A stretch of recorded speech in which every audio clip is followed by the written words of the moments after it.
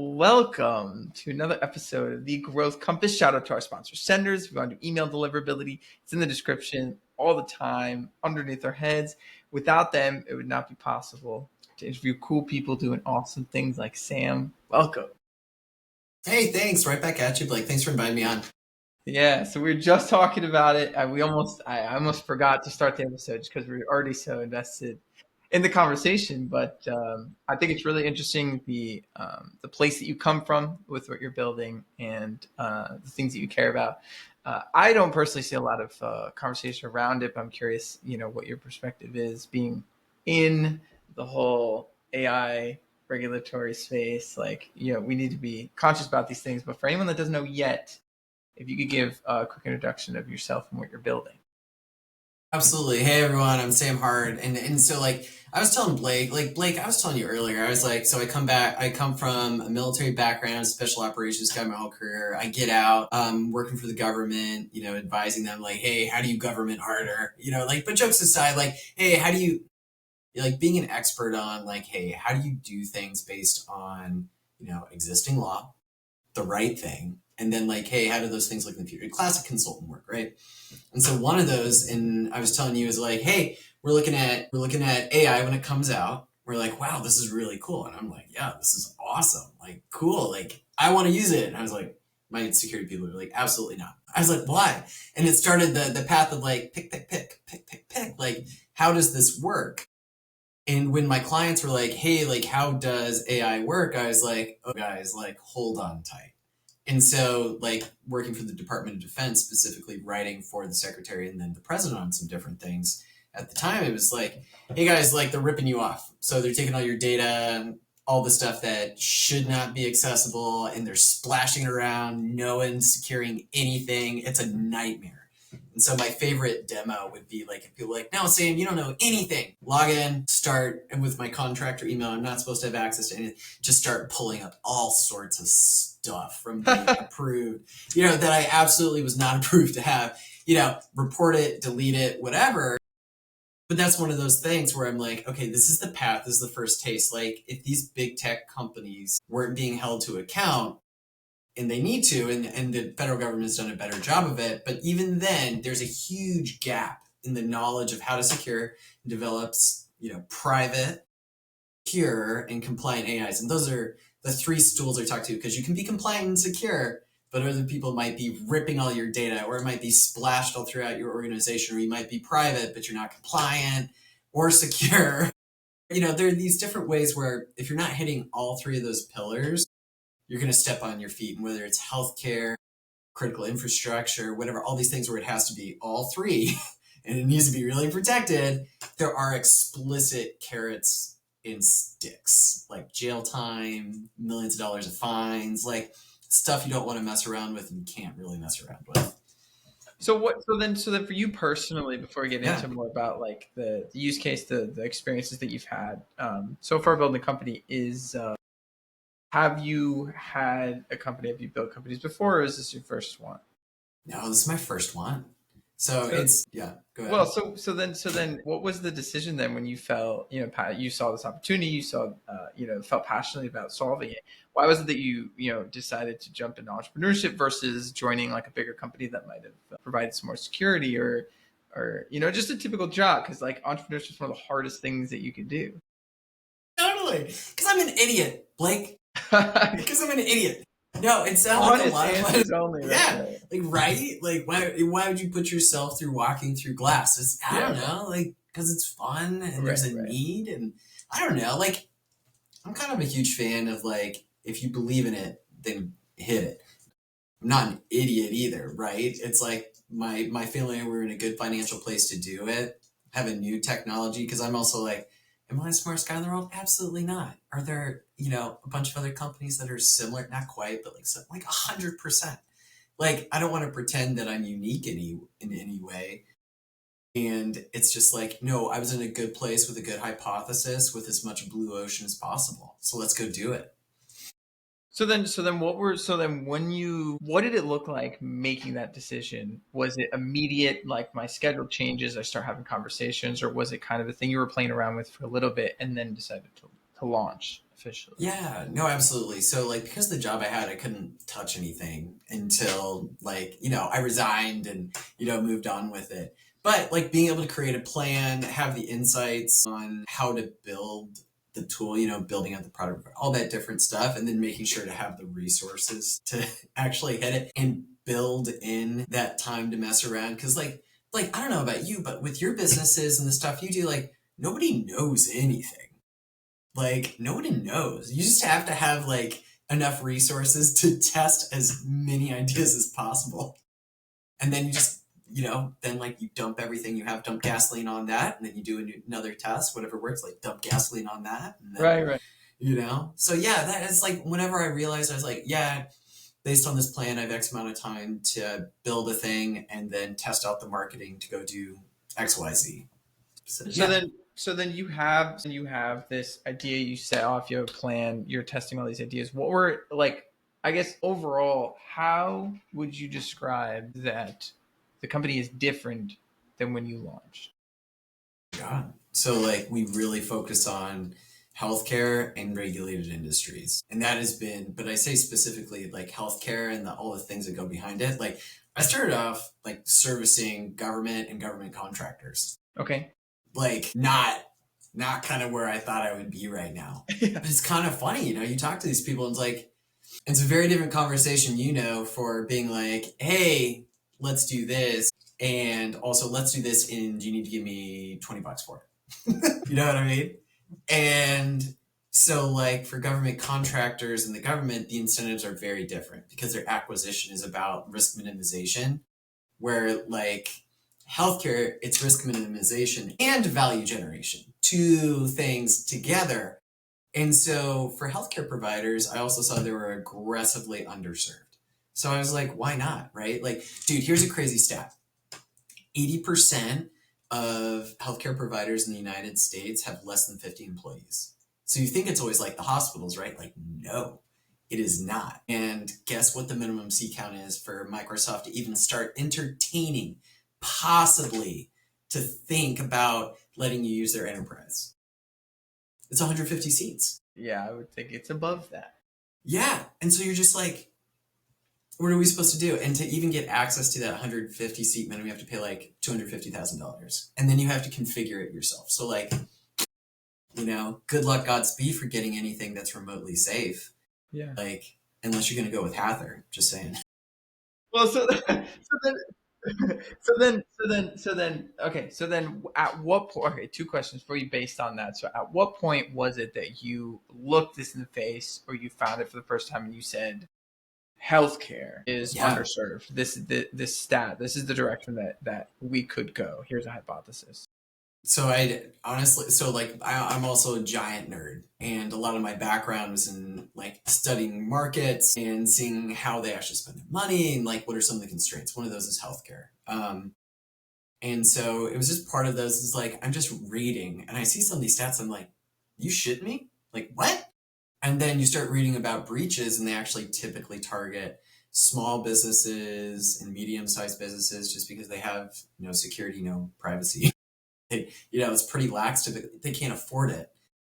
And then you see these people put out a business, and you're like, why do they have to choose between security and good tech? Because evidently, like healthcare, and it's the same for other regulated industries, it's like a 10-year lag on their IT maturity compared to your traditional like commercial products. It's insane. You're like, why? These are the people who like make sure we don't die. You know what I mean? Like, why don't they? And it's because of that arbitrage I was telling you about before. You have tech people who don't understand security, and you have security people who are scared by tech, and they are like, eighth graders at a school dance. There's other sides of the thing. And so here we are. We're like, no. Let's be this branch. Like we're also federal contractors, so we get access to all the security and know-how. And we're also tech people, so we also know how to build like cool whiz bang new shit. And here, let's just let's get together. Let's do it. Yeah. So that's how Hathr was made. So then, where in this, like, why is it? I don't know. Maybe it's like a huge question, but why is it that there aren't more solutions to what we're talking about, like good tech for extremely high regulated industries? People don't see the incentives, right? You have like a big dog show up, capture the market, and do a shitty job for the next 10 years. And so you're like, whoa, that's terrible. Yeah. But it's like, and then for the small guys, I see what the big guys are doing, and they're like, I'm just going to do what they do. So I'm going to watch everything my customers do. I'm going to take every ounce of data and I'm going to recycle it to monetize it. And I'm going to do all the gross things that like big tech has told me is okay. Because frankly, it works. Google, Microsoft, Amazon, I don't even want to throw Oracle up there, but you know what I mean? Like, Yeah. dude, the big dogs, like, they're state recognized monopolies and they rip all your data. And so all the other companies. And so I don't think people even realize necessarily that there's an option to not be gross. And so they're just like, let's just do it. Why not? Yeah. No one's going to catch us. And then I'm like, but it's like not the right thing, right? And you see it's like turning into like a weird dystopia. Well, there's also another piece to it that you were referencing earlier, which is not just it's not just even though it is important, like right or wrong, like the whole thing about data, taking people's data, using it. Morally speaking, there's a lot there, but it's also like, what are some of the other things that are concerning about that practice, especially in these spaces where the data, potential security threat, like you're speaking to. Dude, 100%. So I know you're a marketing whiz, and you like, if you aren't using ChatGPT right now for marketing, you're an idiot, right? Like I'm sure you use it, right? I use it too. Guess what I put in it though? I put it in the stuff. It's like that kid in class when you're growing up, and you're like, yeah, I want to get word out about whatever. Yeah. Like, I'm gonna tell Johnny because he's gonna tell everybody in class. You're like, absolutely right. I'm gonna tell Johnny all about my business because it's gonna tell everybody in class. But dude, it's wild because these tools are so porous. I did this experiment with a friend of mine. They work for a large PE firm. They have an enterprise and private version of GPT, whatever. And so I was like, it was like, we're just like drinking beers on the corner, right? It was like a Saturday. And I was like, we're just talking about AI. He knows my business. I was like, that's not like secure, right? And he's like, no, it is, like, right? Like, we signed a bunch of paperwork. Like, they said it was. I was like, "Meh." And I was like, yo, I'm going to put a bunch of stupid shit about this topic in ChatGPT. And when you get into work, I want you to log in and I want you to ask about this stupid shit. It will tell you exactly what I'm and I went home. Of course, I've had a few beers, right? So I'm like kind of shit talking too. So I do it, blah blah blah blah blah. I take a screenshot of my phone. I text it to him. Right? You got to have a control. Got to have documentation. Otherwise, it's not an experiment. Lo and behold, he texts me back on like Monday. He's like, "Oh my god, totally!" And you're just like, "Yeah, of course." Like, so it's like there's a reason we do not use GPT products. There's a reason we don't even use commercial cloud. Like, we use a specific gov cloud. And there's a reason that we're also a federal contractor that allows us to do that, because there's a level of control over us and our data that 99.99% of companies just cannot access. They just can't even access these tools or these data or these environments to even protect their stuff. So there's a bunch of different ways, but there's a reason that we run our stuff the way we do, because yes, it's powerful for marketing. Yes, it is for creativity. But if you're doing it for healthcare, where you don't want to be able to be attacked by some jabroni making bets on the street corner, you know what I mean? Yeah. Like, there's a reason you don't want to use commercial tools, and you don't want to use, like, frankly, these really porous tools like ChatGPT or other commercial large language models. So is your response to this then, how would you describe exactly what your value proposition is? Yeah. As of today? I would say, like, there's a bunch of different things. So one of them, like, just flat out, like, one, you can grow your revenue and for the different processes, you can start, let's say you're a clinician. You can see more patients because your documentation and analysis, the time to do that goes down. You see more patients, you make more money. Now your overhead goes down, right? You have better margins, so you don't need as many employees to manage the same amount of patients. And then the other part is it's going to reduce your liability, because you're seeing more patients, right? And you'd either have to hire more doctors, or you're going to have to work more hours, which means you're going to be more tired, which means you're going to be more prone to making mistakes, and you're going to miss things in people's records. And our value prop there too is our data, or our tool, is more accurate, frankly, because it's not receiving data from the wild blue yonder. like these other commercial LLMs, and it's also letting you like build actual workflows. So going so like for instance, one of our competitors they just copied our website and they said like, oh, you can't get access to this. I'm like, no, you just use a commercial cloud. Like I just went into your webpage. You use a commercial version of OpenAI on Azure. Like it's just like everyone else. So, there's a lot of just like snake salesmen out there too right now. You say whatever you want. No one knows you're a dog on the internet, right? So it's kind of the Wild West. But I recommend, I'm like, hey, people, like if you're interacting with data that the federal government or the states or a locality can fine or imprison you for mishandling, you should probably use the same servers that they've approved for their own use, which is exclusively GovCloud. Like, don't be I an mean, idiot. are these considerations something that was figured out before the introduction of AI, before people were putting sensitive data into these databases and stuff? Like, what was the environment before AI was used by healthcare and stuff? Were these still these concerns? Oh yeah, like there's nothing new for these concerns. And honestly, the regulation covers it surprisingly well. Okay.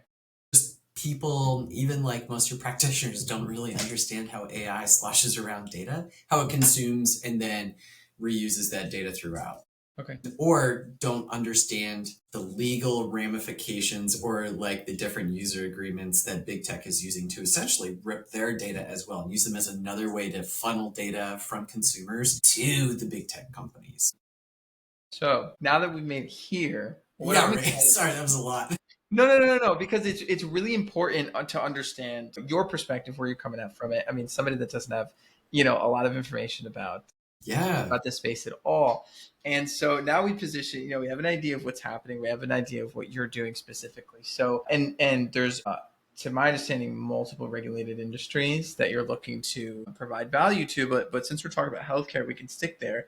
Like along the theme of growth and acquisition, things like this, how has it been for you going about these conversations with clinicians? Is it generally speaking kind of a no-brainer once you present the things, or have you ran into some things that have made you want to improve your outreach methods or your conversations or things like that?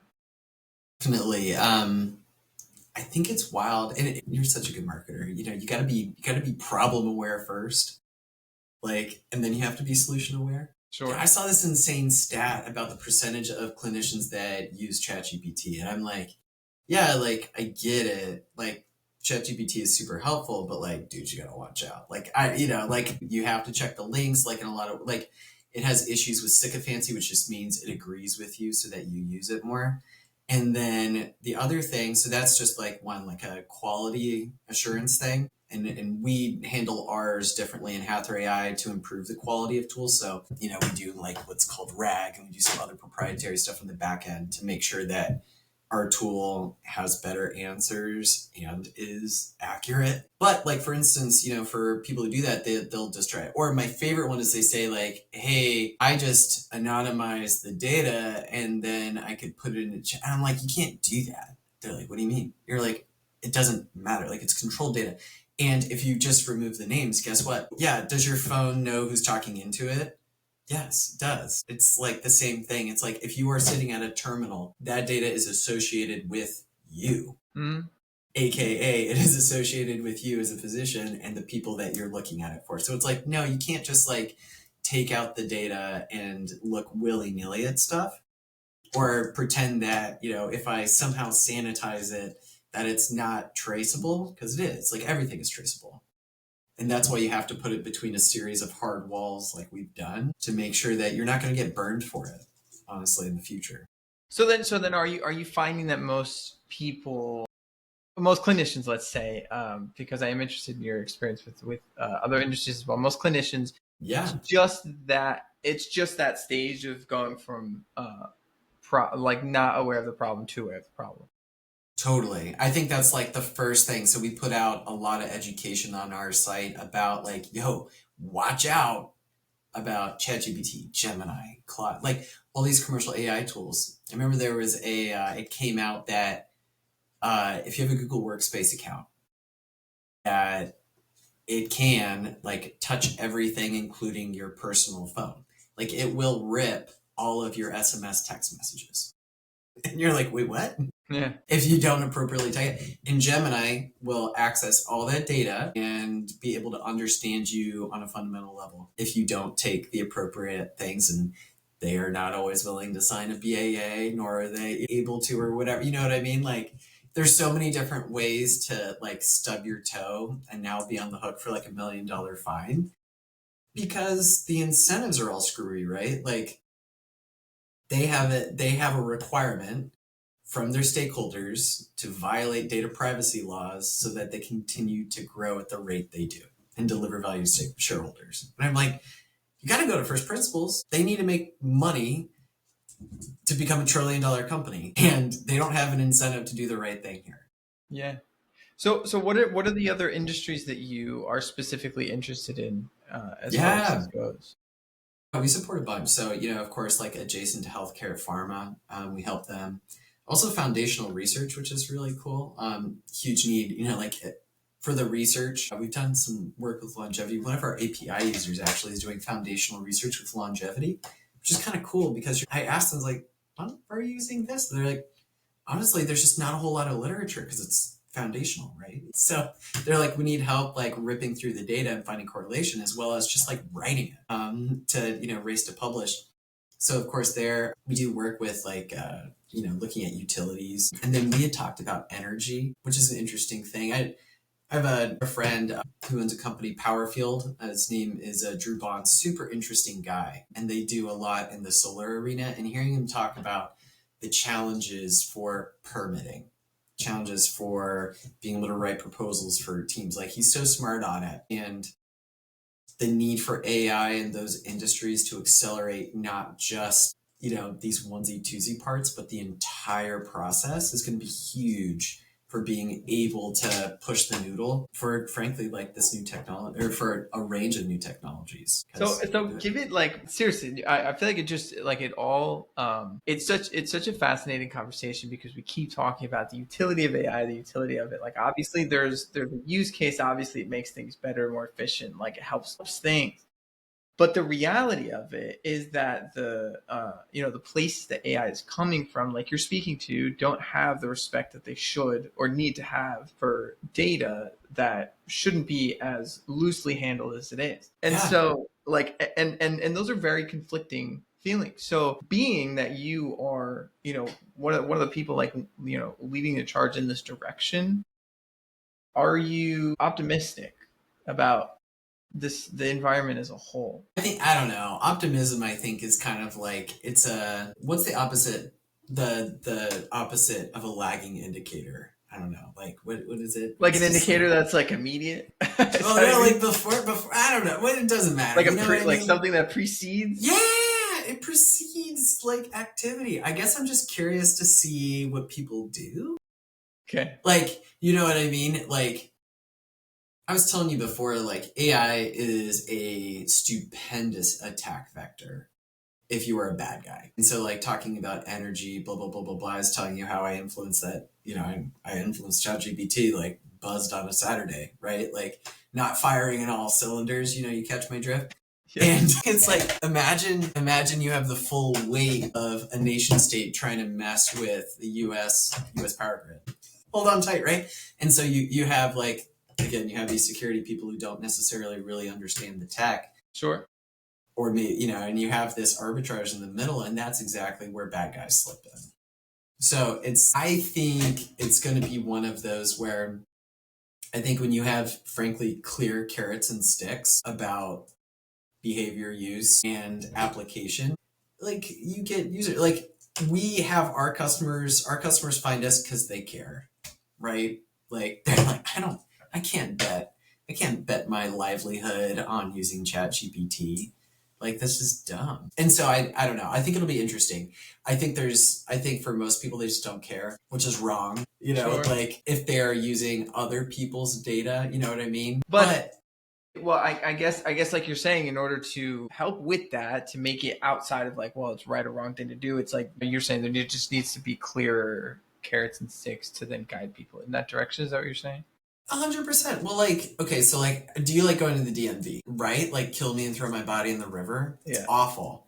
But like, when my DMV over here in Virginia made it so it's like, oh yeah, you can just like renew online. I was like, heck yeah, I won't be driving around with an expired license. You know what I mean? Yeah, Or yeah. they're just like, hey, you can do all this stuff to make it, infinitely easier. It's just like, I think a big part of it is reducing that friction. So like a lot of people don't know or don't care or just like don't know. That's just an information gap that exists. Does with everything. Sure, sure. But if you make it so they don't have to choose, like how many people in America have insurance, right? Like they have some type of insurance. They may not have all the insurance that maybe should, Sure. but right? Kind of my analogy, there's always going to be that gap. Yeah, sure, sure.